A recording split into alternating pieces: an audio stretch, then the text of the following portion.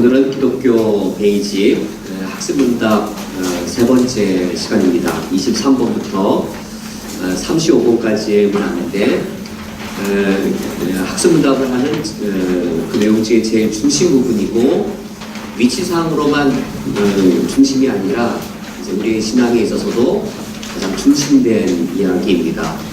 제목은 예수 그리스도인데 영적인 내용을 오늘 다루게 되었습니다. 영적 사건을 다루게 되어져서 가장 이해하기가 어렵고 그런데 가장 익숙합니다. 가장 익숙해서 가장 믿기가 힘든 내용이 오늘 내용입니다. 예수 그리스도라고 했을 때 제가 ESF랑 수련단체 처음 갔을 때 낯선 질문이 있었어요. 선배형들이 이렇게 물어보는 거예요. 상원 형제 예수님을 영접하셨나요? 라고 물어봤을 때 제가 모태신앙이었거든요. 아니라고 말하기도 힘들고 난 예수 믿는다고 생각하고 있었기 때문에 그렇다고 말하기도 어려운, 그렇다고 말하기는 왜 어려울까요? 예수님 영접했다는 말이 무슨 말인지를 몰랐어요. 그러니까 익숙한 표현이 자존심 상 예수님 영접 안 했다고 말하기도 그렇고 근데 저게 뭔 말이지? 이제 상원 형제 언제 예수님을 인격적으로 만났습니까? 언제 예수님을 구주로 영접했죠? 라는 이런 대단히 익숙한 말, 난 예수님을 믿고 있다 생각하는데 그게 너무 낯선 말, 오히려 너무 익숙하고 너무 자주 듣고 내가 잘 알기 때문에 정말 내가 믿고 있는지 안 믿고 있는지 매우 불확실한. 그런데 이제 더욱 이것은 영적인 사건이어서 이해하기가 쉽지가 않죠. 이해하기 쉽지 않은데 너무 익숙해서 내가 정말로 참 믿음을 갖고 있는지 이제 나 자신을 진단하기도 어려운 부분입니다. 그렇지만 오늘 내용은 대단히 우리 기독교 신앙에서 중심부가 되고 가장 중요한 내용이 되었습니다. 예수 그리스도. 그러니까 이제 예수는 그리스도이십니다 라는 그 말을 합쳐서 예수 그리스도라고 우리가 고백을 하는데 너무 감격스러운 고백인 것이죠. 예수님이 나의 그리스도이십니다 라고 고백할 때 그것은 우리 세상에서 가장 기쁘고 가장 영광된 날, 바로 그날이 예수님을 나의 그리스도로 영접한 날, 바로 그날일 겁니다. 우리가 오늘 그 내용에 대해서 이제 살펴보게 되었습니다. 문답 23번이 바로 그것을 묻고 있습니다. 예수 그리스도는 누구십니까? 라고 묻고 두 가지로 답을 합니다. 예수 그리스도가 하나님과의 관계에 있어서는 어떤 분이시죠? 하나님의 독생자이십니다. 그 예수 그리스도가 나와의 관계에 있어서는 어떤 분이시죠? 우리의 구주이십니다. 그러니까 예수 그리스도는 하나님의 독생자이시기 때문에 우리의 구주가 되신 분이시다라고 우리가 알고 있고 믿고 있고 또 고백을 하게 되었습니다. 그리고 요한복음에서 매우 독특하게 우리의 구원을 설명해 주고 있습니다. 우리가 지금 이제 첫 번째 살펴볼 내용은 구원이 무엇인가라는 거예요. 구원이란 단지 죽어도 다시 살아나고 영원히 오래 사는 것을 단지 구원이라고 말하나? 그럼 지옥 가면 죽어요? 안 죽어요? 지옥 가면 영원히 안 사나요? 지옥 가도 영원히 살잖아요. 그러니까 단순히 표면적으로만 구원을 죽어서도 또 살고 영원히 죽지 않는 것이라고 말한다면 지옥 가서도 뭐 영원히 살기는 마찬가지잖아요.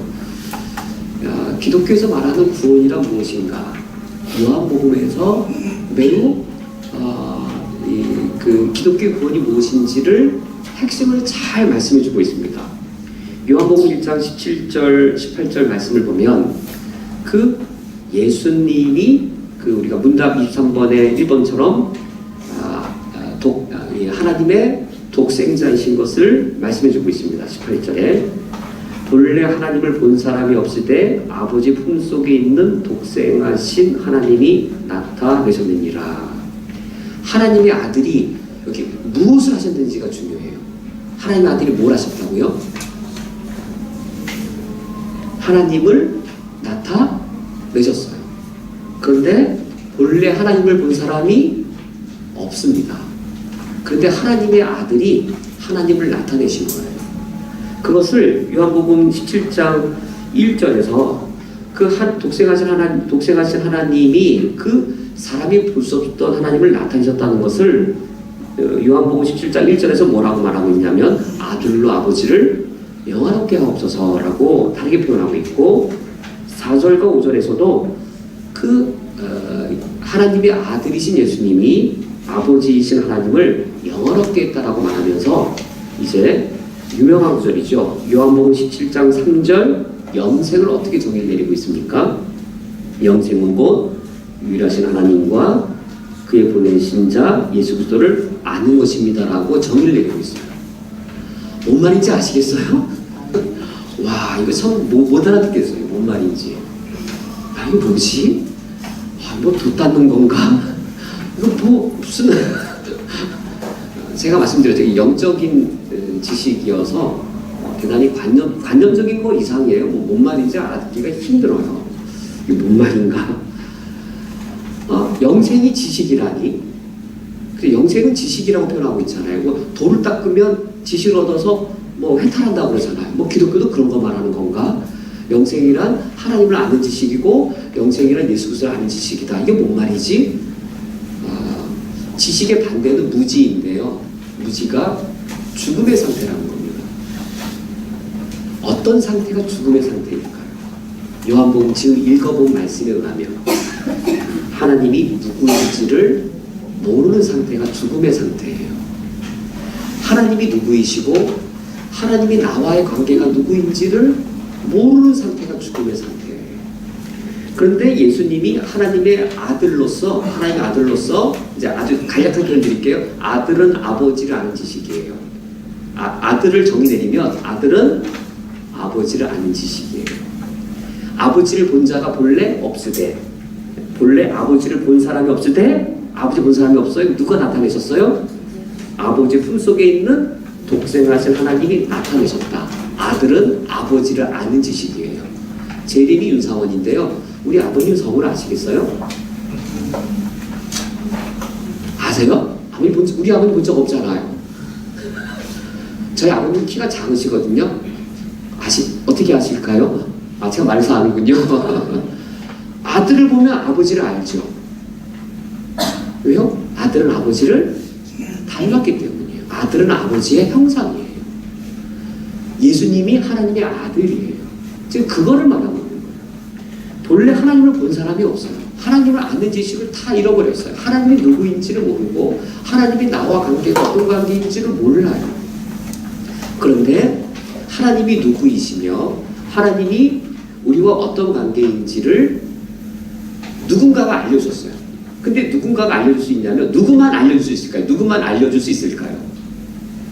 아들이어야만 알려줄 수 있어요. 우리 여기 원숭이가 있습니다. 원숭이를 보고 원숭이를 잘 봐. 잘 연구해봐. 그리고 사람을 알 수 있어 라고 말하면 원숭이가 아무리 사람을 닮았지만 원숭이를 보고 사람을 알 수 없습니다. 누구여야만 누구를 알려줄 수 있어요? 하나님의 아들이 하나님이기 때문에. 하나님보다 조금 덜하면 하나님을 알려줄 수가 없어요. 예수님은 하나님의 아들이어서 그분이 하나님이기 때문에 하나님인데 하나님은 눈에 볼 수 없어요. 그런데 하나님의 아들은 우리로 하여금 볼 수 있고 만질 수 있고 만날 수 있는 분으로 우리에게 나타나셨어요. 그래서 하나님의 아들은 아버지를 아는 지식이에요. 우리가 하나님 아버지가 어떤 분인지 모르는데 본래 하나님을 본 사람이 없을 때 아버지 품속에 있는 독생하신 하나님의 아들이 나타내셨습니다. 그래서 그래 예수님을 통해서 하나님이 누구인지를 알게 되었고 그 하나님이 우리와 무슨 관계인지를 알게 되었어요. 그래서 이걸 모르는 게 죽음이에요. 이걸 알게 되었더니 갈라디아 4장 6절 하나님이 누구인지 알게 된 거예요. 누구라고 부를 수 있게 되었어요? 아빠, 아버지. 여기 아바란 말하고 이게 이제 아람어래요. 우리나라 한국말 똑같대. 아빠. 아빠란 말이 아바. 그러니까 이제 영어로는 daddy. father가 아니라 daddy. 애기들이 아빠, 아빠 그렇게 부르는. 아빠, 아빠 부르는 게 이제 아바예요. 이를테면 우리가 높으신 임금님 생각하면 아버님 뭐 그래야 될 것 같잖아요. 그런데 아주 귀염둥이 아들이 그 높으신 황제를 아빠 이렇게 부를 때 얼마나 귀여워요. 우리 큰 하나님은 우리가 그냥 아버지 정도로 부르는 게 아니라 아버지라고 부를 수 있게 된 겁니다. 우리가 하나님이 누구인지를 모르는 게 죽음의 상태인가요? 하늘과 땅을 창조한 그 하나님이 나의 아버지인 것을 모르고 아버지 없는 삶을 사는 게 죽음인 것 같은 거예요. 아버지 없어서 고아와 같이. 고아는 어떻게 살아가죠? 아버지가 없으니까 내 힘으로 먹고 살아야 돼요. 누가 날 지켜줘야 돼요? 내가 나를 지켜야 돼요. 그렇게 살았어요, 우리가. 아버지 없이 이 험한 세상을 그렇게 살았어요. 그게 죽음이에요. 근데 영적인 무지가 바로 그것이었어요. 나에게는 아버지가 없는 것처럼 고아 같은 삶을 살았어요. 그리고 하나님께 대해서는 정말 진짜 내 아버지에 대해서는 적대감을 가지고 하나님과 무관하게 살았어요. 그런데 예수님께서, 하나님의 아들이신 예수님께서 하나님과 우리의 관계가 어떤 관계인지를 알게 하셨을 뿐만 아니라 정말 그 관계를 만들어 주신 것이에요. 아버지라고 그냥 사실은 아닌데 그렇게 부를 수만 있게 해준 게 아니고 어떤 사실이 있어야만 될까요? 요한복음 1장 12절 13절, 요한복음 1장 12절 13절, 예수님이 정말 하나님과 우리의 관계를 어떤 관계로 만들어 주세요? 예수를 믿는 자에게, 예수를 영접하는 자에게 하나님의 자녀가 되는 권세를 줘서 하나님께로 난 자라, 정말 다시 태어나게, 하나님의 자녀로 태어나게 해 주셔서 이제는 하나님을 아버지라고 부를 수 있게 해주신 분, 그분이 바로 우리 예수 그리스도이십니다. 이게 구원이에요. 구원이란 아버지란 말이 대단히 어떻게 느껴지세요? 친숙하게 느껴지세요? 무섭게 느껴지세요? 혹시 자녀 교육을 너무 잘 시켜서 6살짜리 딸이 어느 날 아버지 앞에 왔습니다. 아버님, 드릴 말씀이 있습니다.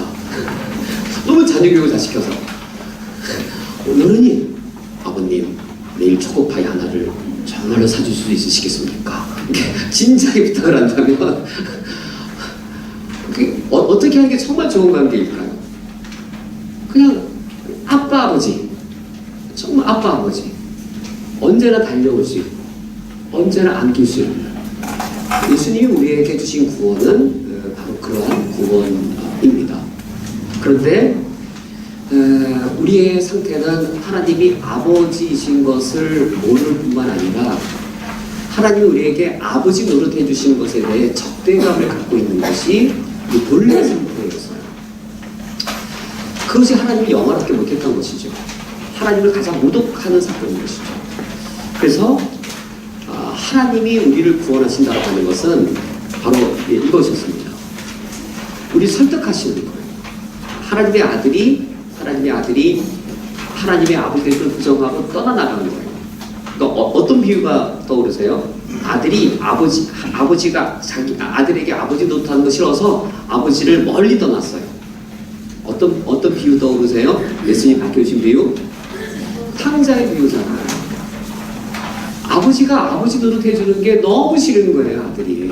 왜 싫었죠? 아버지의 간섭이 싫고, 그래서 어떤 주장을 한 거예요? 내 인생은 내 것이라고. 그냥 난 내 마음대로 살겠다고. 아버지의 간섭이 싫다고. 그래서 아버지께로부터 독립해서 아버지 노릇을 부정해서 떠나간 그 탕자의 모습이 바로 우리의 모습인데, 과연 하나님께서 어떻게 우리를 다시금 이 짐나간 아들, 그 비유 다 알죠? 나중에 지엄열매 먹을 것도 없을 죽을 지경에 빠지게 되죠. 왜 죽을 지경이 되었어요? 아버지 없는 삶을 사니까. 아버지 없는 삶을 자기 힘으로 살려고 하다가 그게 되어버렸잖아요. 예수님께서 이제 하나님이 우리의 다시 아버지가 되시도록 그 일을 이루셨습니다. 어떻게 이루셨냐면 문답 24번에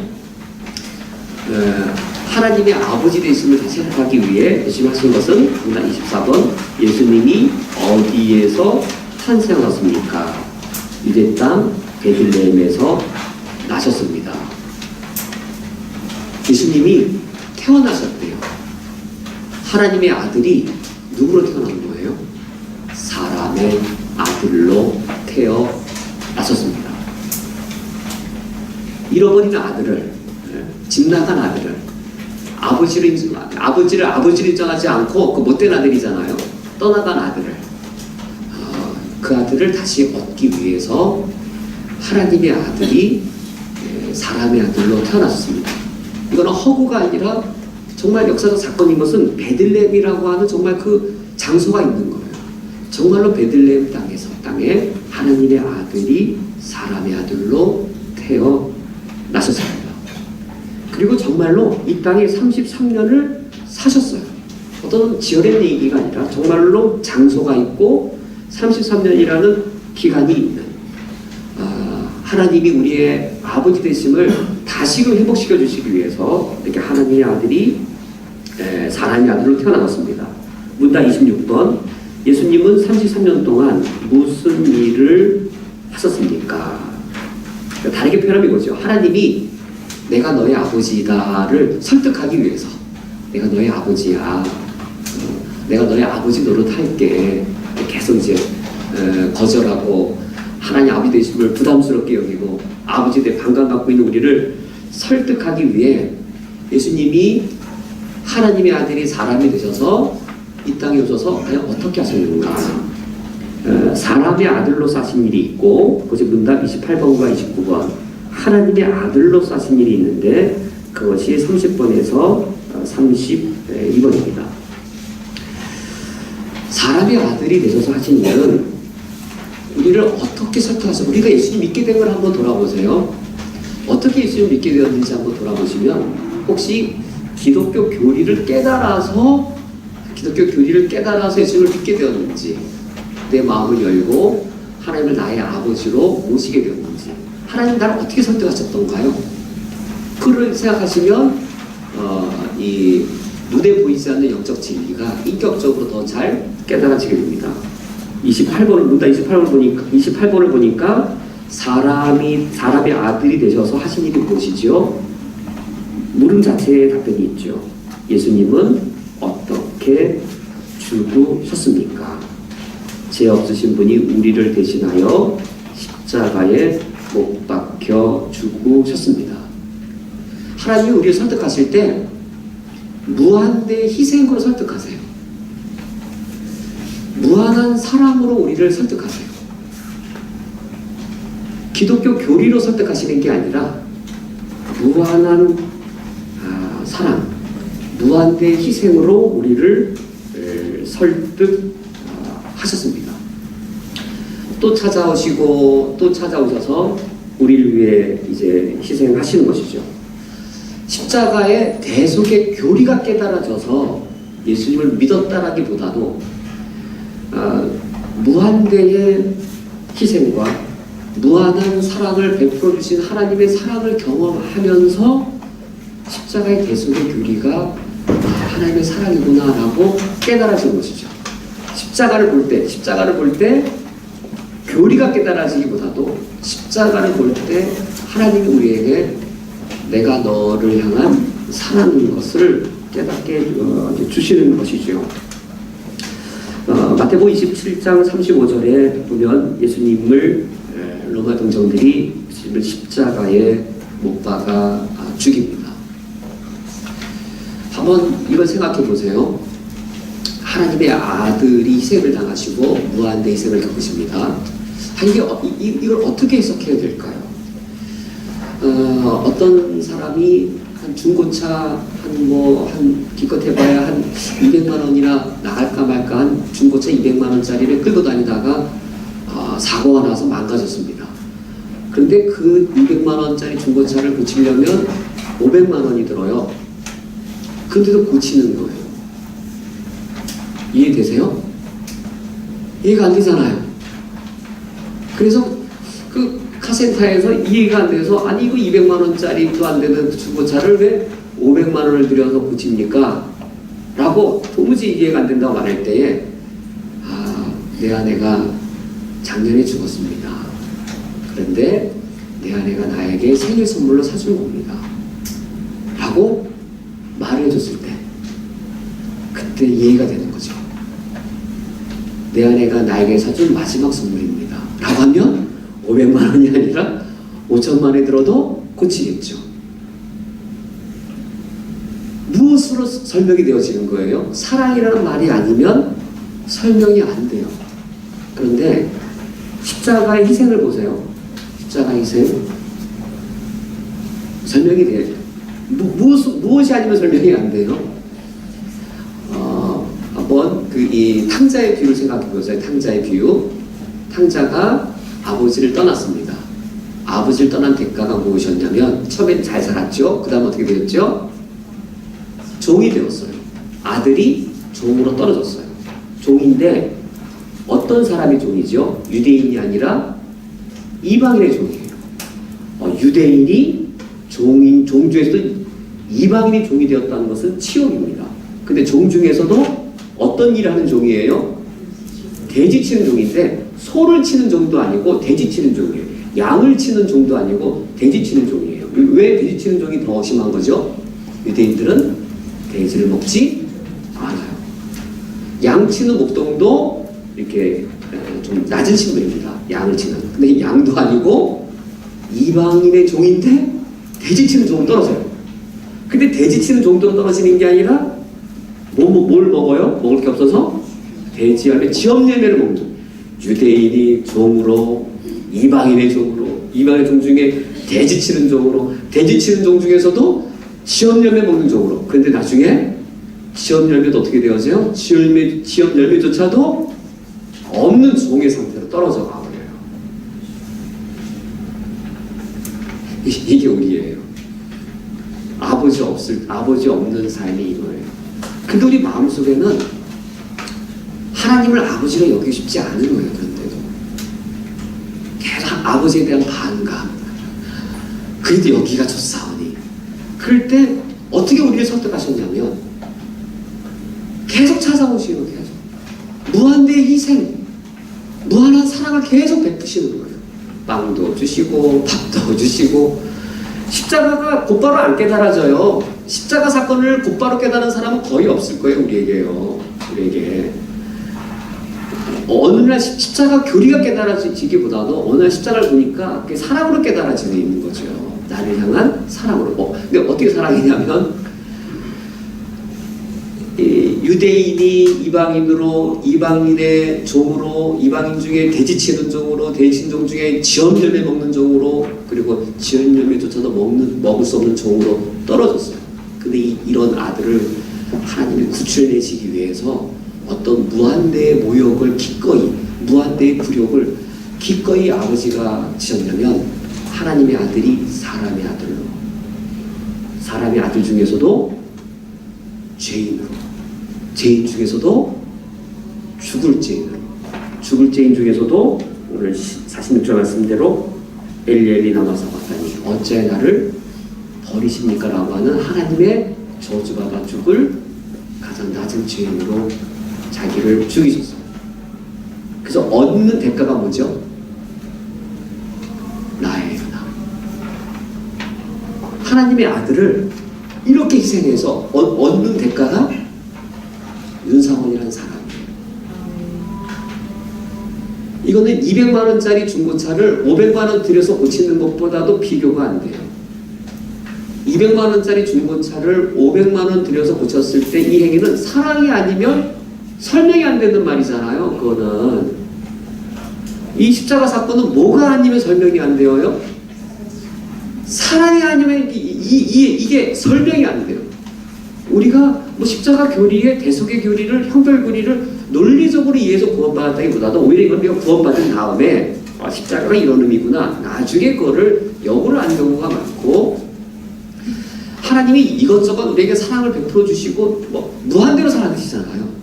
하나님의 사랑을 보면 막 번신적이시잖아요. 뭐 날 위해 목숨 거시고 우리 알죠?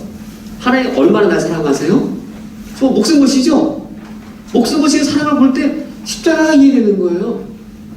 하나님 날 사랑하시는구나. 그런데 그 정도의 사랑이면 남편의 사랑일까요? 아버지의 사랑일까요? 내 안에 뭐라 말하는지 잘 들어봐야 되겠다. 이렇게 목숨 거는 사랑이면 남편의 사랑이에요? 아버지의 사랑이에요? 나도 내 안에 목숨까지는 안 거나? 이런 사랑은 아버지의 사랑이라고 말 안 하면 말할 길이 없잖아요. 진짜. 예수 그리스도의 십자가가 예수님의 사랑을 깨닫게 하는 게 아니라 아버지의 사랑을 깨닫게 하는 것이었어요. 아무도 하나님을 본 사람이 없을 때 아버지의 품속에 있는 독생하신 하나님이 나타내셨다. 아들이 아버지를 아는 지식이에요. 아들의 십자가의 죽음은 무엇을 가르쳐주는 지식이었나요? 나를 향한 아버지의 사랑. 창조주가 나의 아버지이시오. 창조주와 나는 아버지의 관계인데 그 아버지가 무한대로 날 사랑하신다. 무한히 사랑하신다. 끝까지 사랑하신다. 나를 위해 목숨 거시는 사랑하시는 아버지이심을 아들의 십자가의 죽음이 우리에게 가르쳐 주었습니다. 문답 29번을 보시면 예수님의 시체는 누가 장사했습니까? 라고 묻고 아리마대 요셉입니다. 라고 답변합니다. 그리고 그 요일이 토요일입니다. 안식일입니다. 그 마태복음 27장 57절 이하의 말씀을 보면 부자 아리마대 요셉이 이제 빌라도에게 가서 요청을 합니다. 빌라도의 보고서라고 하는 작은 소책자가 발견이 되었었는데 빌라도가 진짜 썼는지 안 썼는지에 대해서는 이제 이견이 있지만 고대 문헌 속에 이제 빌라도의 고백서가 이제 발견되었어요. 이제 그 한글로 번역된 걸 보니까 이런 내용이 나와요. 빌라도가 그 총독 관청에 이렇게 있는데 나이 많은 노인이 이렇게 슬피 울고 있더래요. 그래서 이제 빌라도가 왜 이렇게 우십니까? 라고 물었더니 점잖고 나이 많은 노인이 울다가 이제 예수의 시신을 달라고. 근데 그 나이 많은 노인이 바로 이 아리마대 요셉이었던 거죠. 이제 그렇게 이제 만약 그 기록이 사실이라면 이제 그 보고서가 맞다면 그런 내용이었던 거죠. 용기를 내어서 총독에게 가서 예수의 시신을 주십시오라고 늙은 노인이 요청을 해서 이 시신을 건네받고는 자신의 그 무덤에 예수님을 장사했습니다. 이것은 아리마대 요셉의 아름다운 신앙의 이야기이면서 한편으로는 누가 어디에 갇힌 사건인가요? 창조주가 어디에 갇힌 사건인가요? 며칠 만에 부활하셨죠? 사흘 만에 부활하셨는데 무슨 요일날 돌아가셨죠? 예수님이 못 박힌 날이 금요일이에요. 그리고 지금 토요일날 무덤에 계셨고 어느 날 부활하셨죠? 일요일이에요. 그러니까 사흘 만이라고 할 때 날을 세는 게 우리나라랑 달라요. 만 3일이 아니에요. 그러니까 만 3일이 아니고 유대인들은 당일부터가 첫째 날이에요. 그러니까 우리나라 말로 하면 사흘 만이라고 할 때 우리나라는 3일 만에, 만 3일 만에가 아니라 금, 토, 일 이렇게 사흘인 거예요. 유대인들은 날을 세는 게 그렇게 돼서 이 아리마대 요셉이 예수님을 장사해서 토요일날 안식일이라고 하는 그날 창조주의 아들이 무덤 속에 갇혀 있었습니다. 누구 때문에요? 마치 못난 아들 때문에 엄마가 학교에 불려가는 경우 있잖아요. 공부를 못했든지 사고를 쳤든지. 그래서 못난 아들 때문에 엄마가 학교 불려가서 무릎 꿇고 제발 우리 아들 정학시키지 마세요. 우리 아들 퇴학시키지 마세요. 그냥 싹싹 비는 거예요. 그냥 엄마가. 그냥 선생님은 그냥 말도 안 듣고 나가버립니다. 그냥 하루를 교무실 앞에 엄마가 무릎 꿇고 싹싹 뛰는 거예요. 그 수치와 모욕을 겪는 거죠. 이게 너무 중요하기 때문에 우리는 구속사건을 십자가 부활로만 우리는 십자가 부활이죠. 그런데 이게 너무 중요하기 때문에 사도신경에 포함시켰어요. 어떻게 포함시켰죠? 장사 지낸 지 사흘 만에라는 문구를 여기에 집어넣었어요. 이 사흘이라는 말은 누구도 사흘 동안 무덤에 있었죠. 예수님의 사랑하는 나사로도 사흘이 만 이틀인데 완전한 죽음을 의미하는 날짜입니다. 예수님이 사흘이 될 때까지 일부러 안 가셨잖아요. 나사로의 집에 미리 머무셨잖아요. 이렇게 시간을 지체했죠. 그 사흘이라는 시간이 왜 중요하냐면 유대인들의 의식 속에 이렇게 완전한 죽음을 가리키는 것이었습니다. 완전한 죽음. 즉 창조주의 아들이 무덤에 갇혀 있었습니다. 죽음의 힘 안에 갇혀 있었어요. 무덤 속에 갇혀 있었어요. 예수님이 그 굴욕을 겪어내신 거예요. 하나님의 아들이 그 굴욕을 기꺼이 견뎌내셨어요. 하나님의 아들이 베들레헴에 태어났어요. 사람의 아들로 태어났어요. 사람의 아들로 그것을 십자가의 죽음과 무덤에 갇히던 그 굴욕을 기꺼이 다 견뎌내셨어요. 이거는 무엇이 아니면 설명할 수 없어요? 사랑이란 말.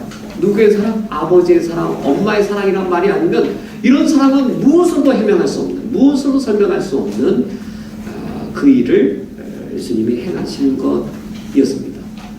아들이 사고를 쳤지만 그 아들이 사고 친 것 엄마가 다 해결하듯 우리가 죄를 저지르는 죄를 엄청난 죄를 저질러서 아버지와의 관계를 깨트려 버렸어요. 그런데 우리가 깨트려 버린 우리가 저질러 놓은 일을 예수님이 친히 해결하시기 위해 무한한 사랑으로 그 일을 해내신 것이 바로 십자가 사건이었습니다. 이렇게 무한한 사랑으로 우리를 설득하실 뿐만 아니라 문답 30번 이제 예수님이 또 우리의 아버지 되시기 위하여 어떻게 행하셨는가? 이제 사람의 아들이 되시는 그 구역을 견디시면서 하셨을 뿐만 아니라 또 우리의 구원을 위해서는 하나님의 아들로서 행하신 것이 있었습니다. 문답 30번인데요. 예수님은 장사 지낸 후 어떻게 되셨습니까? 죽은 지 3일 만에. 죽은 지 3일 만에라는 의미는 완전한 죽음을 겪은 그 후 3일 만에 다시 살아나셨습니다. 이 예수님이 3일 만에 다시 살아나신 것은 소생이 아니고 부활입니다. 소생은 죽었다가 다시 살아난 것이어서 나사로가 다시 살아난 것은 부활이 아니라 소생이에요. 왜냐하면 나사로는 부활이 아니고 소생이기 때문에 다시 또 죽었어요. 그거 나사로 좀 억울한 사람 같아요. 장사를 2번이나 해서 무덤에 2번이나 들어간 거예요. 그러니까 나사로는 부활했다기보다도 예수님의 부활을 이렇게 매우 유사하게 보여주는 소생한 사건이었죠. 그러니까 나사로는 다시 살아났어도 어떤 세력 안에 여전히 놓여 있는 거예요. 죽음의 세력 안에 여전히 죽음의 법칙의 지배를 여전히 받고 있던 상태였던 것이죠. 그런데 요한복음 이 11장에 그 나사로의 죽음 앞에서 예수님이 이렇게 말씀하십니다. 25절에 나는 부활이요 생명이니 나를 믿는 자는 죽어도 살겠고 무릇 살아서 나를 믿는 자는 영원히 죽지 아니하리라 라고 예수님께서 말씀하십니다. 그래서 나는 부활이요 라는 이 말씀과의 어떤 의미일까? 부활이란 말은 사망의 정복이요 라는 의미입니다. 나는 부활이요 란 말은 나는 사망의 정복자요. 예수님이 사망 자체를 정복하신 것이었습니다. 존 오웰의 너무나도 정확한 표현인 것처럼 어떻게 예수님이 사망을 정복했냐면 십자가의 죽음, 예수님의 십자가의 죽음은 죽음 안에서 죽음의 죽음이라. 예수님의 십자가의 죽음은 죽음 안에서 죽음의 죽음이라. 사망을 죽인 사건이 예수님의 십자가였어요. 예수님의 십자가 죽음 안에서 사망이 죽어버렸어요. 누가 사망을 죽일 수 있을까요? 그 누가 사망을 정복할 수 있을까요? 그러나 예수님께서는 십자가의 죽음으로 사망을 죽이시고 사망을 무력화시켜버렸어요. 그건 이거죠. 어떤 사람이 절도죄를 져서 2년 징역을 살았습니다. 그런데 2년 징역 사기 전까지는 잘 도망다녔어요. 잘 도망다니다가 어느 날 경찰에게 딱 붙잡혔죠. 그래서 이제 감옥에 들어가서 2년 징역을 살았어요. 2년 징역을 살고 나온 다음에 이제는 경찰을 봐도 왜 안 도망갈까요? 형벌을 다 치르면 어떻게 돼요? 형벌을 다 치르면 이제는 죄로부터 자유로운 거예요. 지금 사망이 우리에게, 죄가 우리에게 아무런 힘을 못 발휘해요. 힘을. 죄가 사해졌기 때문에 이제 사망이 죽어버렸어요. 사망이 아무런 힘을 우리에게 못 써요, 이제는. 이제는 사망 자체가 아무런 우리를 위협할 수도 없고 그냥 힘을 다 빼앗겨 버린 것이죠. 예수님의 구원 사건은 단지 사망을 십자가 안에서는 사망을 죽여버렸을 뿐만 아니라 사망을 정복했을 뿐만 아니라 뭐죠? 나는 부활이요 생명이니. 단지 사망의 정복이 아니라 부활은 단지 사망의 정복이 아니라 생명이었는데 이 생명은 옛 생명이 아니라 부활 생명입니다. 부활 생명이에요. 이 부활 생명은 어떤 특징을 갖고 있냐면 사도 바울이 로마서에서 이 부활 생명을 이렇게 말합니다. 예수님의 죽으심은 죄에 대하여 단번에 죽으심이요 예수님의 살아계심은 하나님께 대하여 살아계심이니 이와 같이 너희도 죄에 대하여는 죽은 자요 하나님께 대하여는 산 자로 여길지니라. 로마서 6장 10절과 11절에 예수님의 부활 생명을 우리에게 말씀해 준 그것입니다. 예수님이 부활하셨을 때 그 부활 생명은 죄에 대하여는 단번에 죽으심이요 하나님께 대하여는 살아계심이니 이와 같이 너희도 부활 생명을 소유한 너희들도 죄에 대하여는 죽은 자요 하나님께 대하여 산 자로 여길지라 살아있는 자로 여길지라 라고 말씀하셨는데 이거죠. 우리가 구원받은 이후에는 죄를 보면 반응을 잘 안 하는 거예요. 예전에는 죄를 딱 보면 너무 재밌어. 죄를 생각하면 흐뭇해. 죄를 잡았더니 정말 너무 통쾌해. 제가 어릴 적에 뭐가 재밌었냐면요. 초인종 아세요? 요즘 초인종 없죠? 제가 초등학교 때 이렇게 초인종 띵동하고 주인한테 막 도망가면 되게 재밌더라고요. 그게 왜 재밌을까요? 죄여서 재밌어요, 죄. 근데 그 죄도 많이 짓다 보면요, 고단수가 됩니다. 띵동하고 도망가는 게 아니라 힘들지 않아 도망가면 한 3m 뒤에 있다가 이제 주인 나올 때 내가 안 눌렀던 것처럼 싹 지나가면 더 재밌어요. 제가 재밌어요, 제가. 혹시 제가 재밌는 거 모르시는가 본데 죄를 안 잡으셔서 우리 죄 짓는 일에 재미가 많아요. 그래서 이제 죄를 지을 생각하면 막 이렇게 생기가 들고 힘이 나고 열심히 돌아다니도 피곤하지도 않고 설마 기뻤죠. 그런데 그때는 의로운 일 생각하면 어땠을까? 의로운 일, 좀 푸드케어 뭐 이런 거. 그 착한 일, 그거 지겹고 부담스럽고 윤리시간, 도덕시간 졸리고 그랬던 거죠. 해야 된다는 건 알지만 기쁘지 않는 법을 지키라고 하면 지키기 싫고 이제 그다음 죄를 생각하면 막 생기가 다시 나고 착한 일 하면 위축되고 이랬던 게 우리의 예전의 모습이었어요. 근데 부활 생명을 얻고 나니까 어떻게 되는 거 이제는요, 죄에 대하여는 자꾸 죽어가는 거예요. 우리가 죄 짓는 거를 이제 예수 믿고 나서 죄를 지었더니 재미있기는 해요. 덜 재밌어지는 거예요. 죄 짓는 일이 재밌기는 해요. 근데 마음이 아픈 거예요. 죄 짓는 일이 여전히 달콤하기는 해요.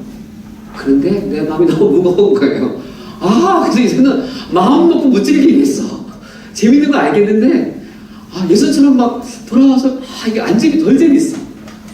갈수록 덜 재밌어서. 근데 이제 뭐가 재밌어져요? 이제 갑자기 어떤 일이 내가 눈이 막 띄어져요? 생기가 나. 이제는 푸득해요. 생기가 나. 그래서 내가 왜 이러지?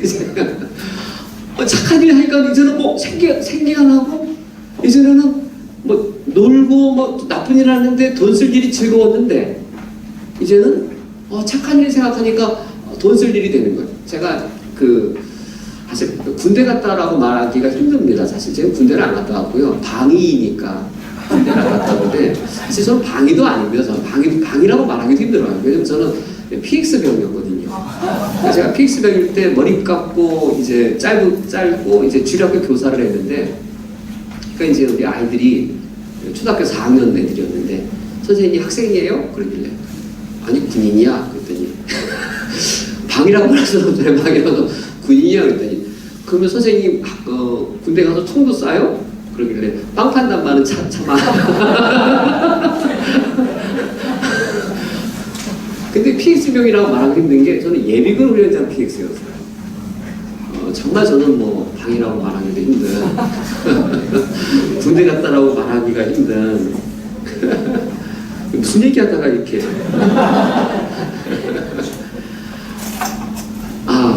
근데 이제 그 얘기 그 PX병 할 때 뭐가 힘들었냐면 술 먹고 오는 게 힘들었어요. 저는 술 안 먹게 좀 버티니라고. 근데 이제 그 예비군 훈련장 우리 고참들이 다 나쁜 짓을 많이 했어요. 어떤 업자에게 몰아서 시키는 거예요.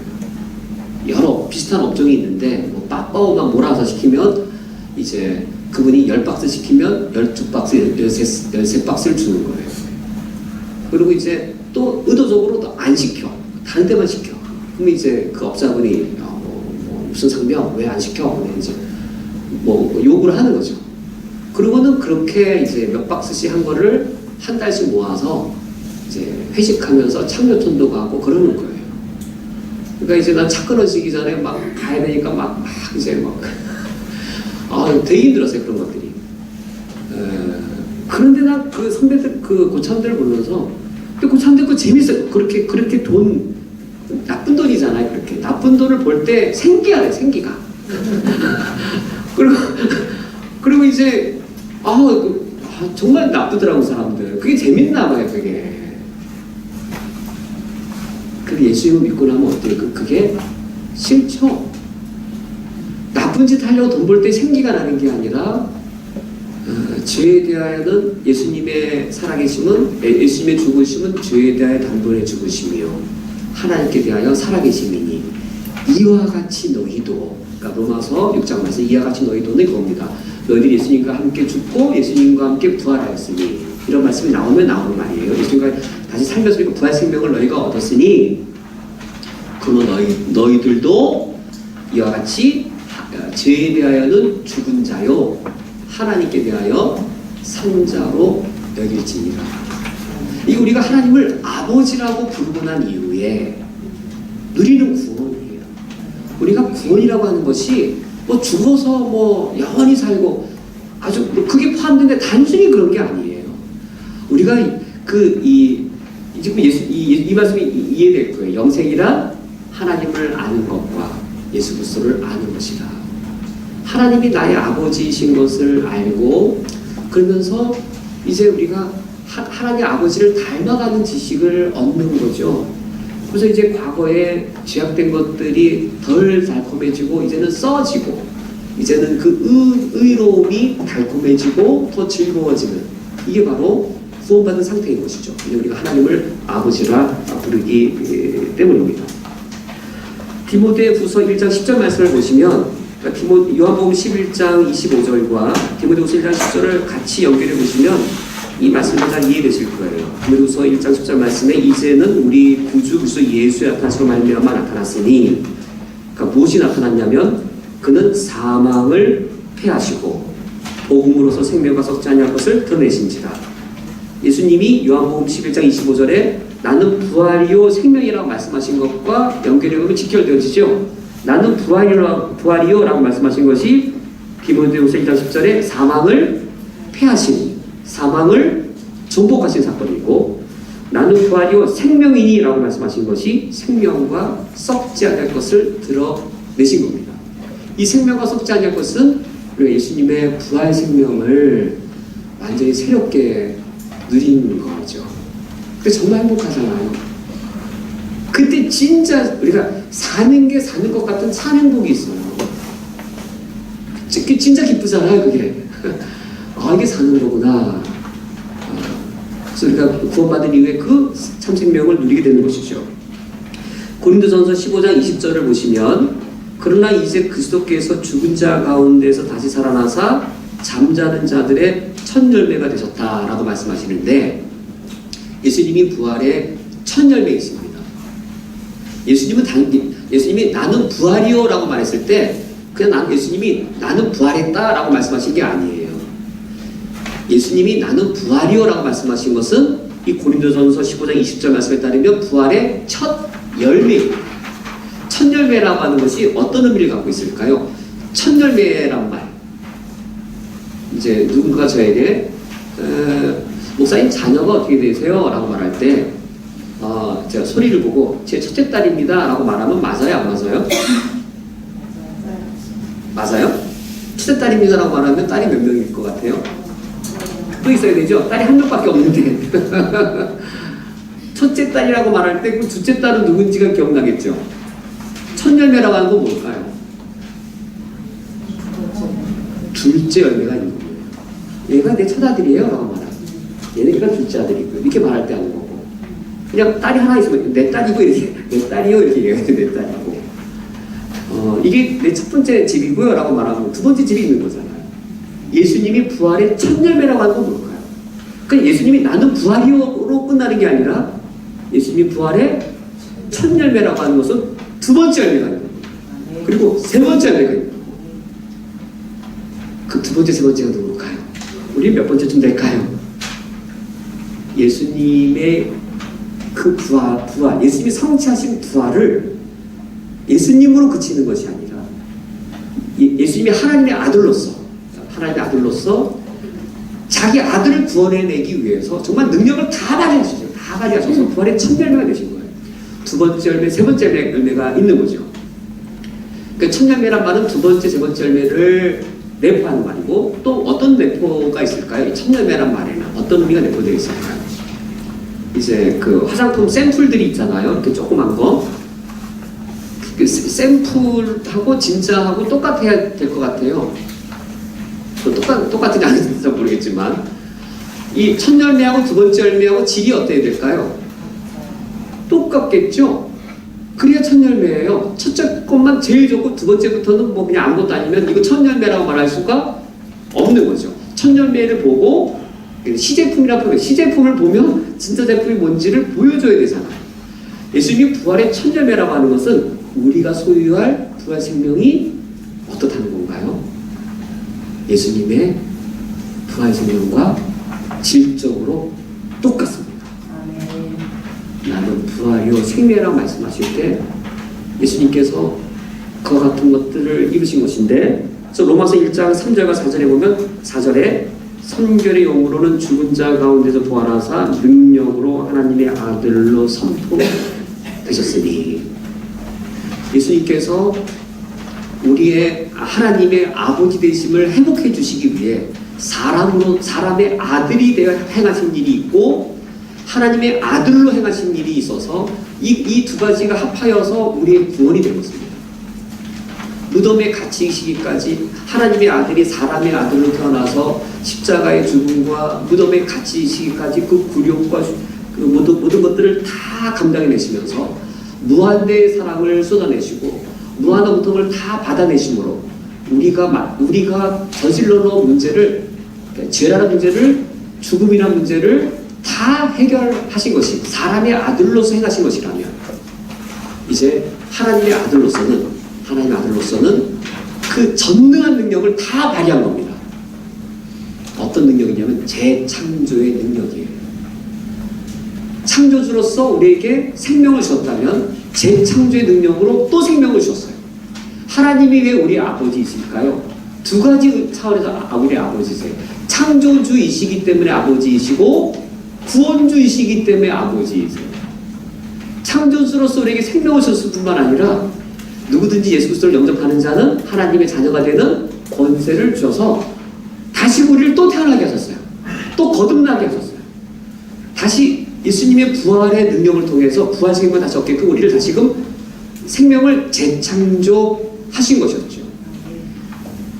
예수님이 하나님이 우리를 구원하시기 위해 십자가에서 목숨 건 사랑을 하셨을 뿐만 아니라 우리의 생명을 다시금 거듭남의 생명을 주시기 위해 하나님으로서의 전능한 능력을 다시 한번 발휘하셔서 재창조를 통해 우리에게 구원을 허락해 주셨습니다. 이제 4페이지의 마지막 장에 문답 27번 예수님의 제자는 몇 분입니까? 12제자가 있었고 그러니까 이제 문자 27번 순서를 바꿔서 이렇게 31, 2, 3, 4번 앞에 놓은 것은 그걸 연결하기 위해서 순서 바꿨는데, 예수님께는 12제자가 있었고 문자 31, 32, 33, 34를 보면 예수님이 부활하신 이후에 그 12제자에게 나타나셔서 이제 가르치시고 하늘로 승천하시고 문자 34번 재림하시게 됩니다. 근데 문자 33번 승천하시기 직전에 우리에게 명령하시는데, 오직 성령이 너희에게 임하시면 너희가 권능을 받고 땅끝까지 이르러 내 증인이 되리라 라고 우리에게 마지막 말씀하신 후 예수님이 하늘로 올라가셨습니다. 그래서 여기에는 예수님이 더 이상 남아 계시지 않습니다. 여기에는 누가 남아 있냐면 12제자로 일컬어지는 교회가 남아 있습니다. 왜 12제자일까요? 예수님의 제자 한 명 가룟 유다가 배반하여 떠나갔을 때 10이라는 숫자를 채우기 위해 마띠아를 다시 사도로 선출합니다. 10이라는 숫자를 채우기 위해 12제자, 12사도는 무엇을 상징하는 거예요? 구약의 12지파, 구약의 이스라엘을 상응하게 신약의 영적 이스라엘을 맞추기 위해, 하나님 나라를 맞추기 위해 한 명을 더 세운 것이죠. 예수님이 승천하신 다음에는 여기 누가 남아있냐면 교회만 남습니다. 예수님의 역할을 누가 할까요? 이제는 영적 이스라엘인 교회가 예수님의 역할을 합니다. 예수님이 어떤 역할을 하셨죠? 아무도 하나님을 본 사람이 없을 때 아버지의 품속에 있는 독생하신 하나님이 나타내셨느니라. 이 세상 사람들이 하나님이 아버지 되심을 모르고 살아가요. 탕자처럼 살아가요. 예수님이 이 땅에 안 계세요. 누가 계시냐면 보혜사가 계세요. 성령님이 계세요. 누구 중에 계세요? 교회 중에 계세요. 보혜사가 오셔서 교회를 통해 어떤 역할을 하실까요? 예수님이 하셨던 역할을 교회로 하여금 하게 하신 거예요. 이 세상 사람들에게 무엇을 우리가 알리는 일을 해야 될까요? 당신에게 아버지가 있어요. 하늘과 땅의 창조주가 당신의 아버지이세요. 당신이 사랑이란 말로 해석하지 아니하면 도무지 설명되지 않는 일이 당신에게 일어났습니다. 근데 그 사랑은 그냥 사랑이 아니고 아버지의 사랑이라고 말하지 않으면 해명되지 않는 일이에요. 당신을 위해 창조주가 목숨을 거셨습니다. 목숨 건 사랑을 하셨는데 나를 보내시는 것 같아요. 당신이 아버지의 사랑을 받아달라고. 나도 5년 전에 10년 전에 당신의 모습이었어요. 나도 아버지의 사랑을 싫어했었고 아버지 사랑에 대해 거역했었는데 내가 당신의 모습이 이해되었습니다. 근데 하나님은 나에게 당신에게 이 하나님의 사랑을 아버지의 사랑을 전달하라고 우리를 보내신 겁니다. 이제 우리에게 이런 사명을 우리에게 맡기신 것이죠. 이런 일을 맡기실 때에 사명만 맡기신 게 아니라 사도행전 1장 8절 말씀을 보면 오직 성령이 너에게 임하시면 너희가 권능을 받고 내 증인이 되리라. 증인이 되는 사명만 맡기신 게 아니라 무엇도 더 주셨어요? 예수의 증인이 되기 위한 권능을 주셨는데 예수님의 증인이 될 때에 권능이 나타납니다. 어떤 권능일까요? 우리가 예수님의 증인 될 때에 권능이 나타나요. 무슨 사건의 증인이 되는 것이죠? 예수님이 당신을 위하여 십자가에 죽으셨고 당신을 위하여 십자가에서 부활하셨습니다라는 증인이 되는 것이죠. 당신을 위하여 예수님이 죽으셨고 라는 말을 그 사람에게 할 때에 성령이 역사하시면 어떤 능력이 되어지냐면 로마서 맨 아래 로마서 6장 5절 6절 만일 우리가 그의 죽으심과 같은 모양으로 연합한 자가 되었으면 또한 그의 부활과 같은 모양으로 연합한 자가 되리라. 만일 우리가 그리스도와 함께 죽었으면 그와 함께 살 줄을 믿노니.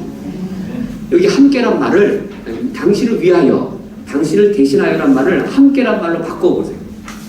예수님이 당신을 위하여 죽으셨습니다라고 예수님의 십자가에 우리가 증인이 되어질 때에 그때 성령이 함께 하시면 어떻게 바뀌어요? 그 사람 예수님과 함께 죽어서 어떤 능력이 드러나요? 죄사함 받는 능력이 드러납니다. 당신을 위하여 예수님이 부활하셨습니다라고 예수님의 부활의 증인이 되었을 때에 성령께서 그 시간 함께 역사하시면 어떤 권능이 드러나요? 그 사람 예수님과 함께 다시 살리심을 받는 권능이 드러나요.